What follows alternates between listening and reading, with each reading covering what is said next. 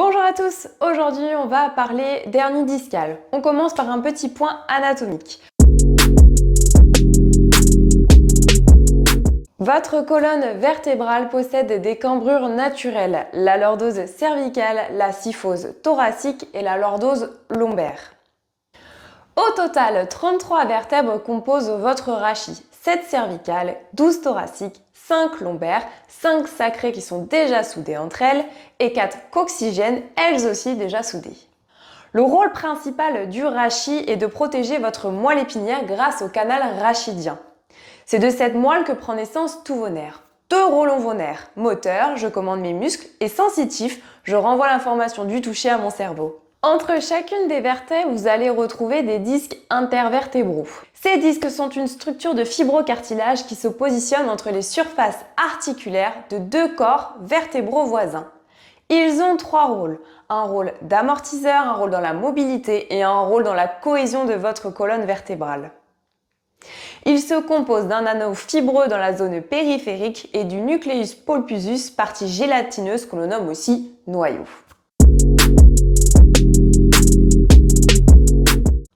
L'hernie discale. L'hernie discale résulte d'une expulsion d'une partie du disque, le noyau, dans le canal où passe la racine de vos nerfs, issue de la moelle épinière.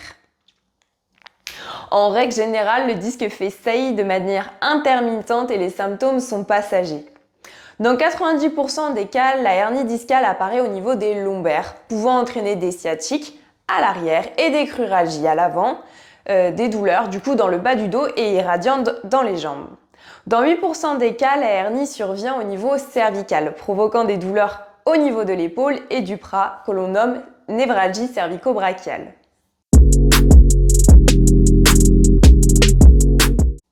Mais alors, que faire ?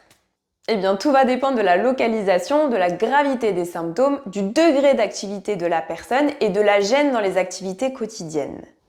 Dans 90% des cas, l'hernie disparaît spontanément en 6 semaines approximativement. Le traitement à ce moment-là, ça va être de soulager les douleurs, en attendant évidemment que ça revienne à la normale. Une hernie égale un disque fragilisé, donc des exercices de prévention pour éviter les risques de récidive vont être mis en place. Les exercices recommandés visent à détendre les muscles et à remuscler son dos et ses abdominaux. Dans 5 à 10% des cas, la hernie comprime trop fortement les nerfs et provoque des paralysies. Une intervention chirurgicale est alors possible pour lever la compression. J'espère que vous avez appris plein d'informations sur l'hernie discale. Maintenant que vous savez tout, prenez votre tapis et la vidéo qui suit, on va pratiquer. Ciao, à tout de suite!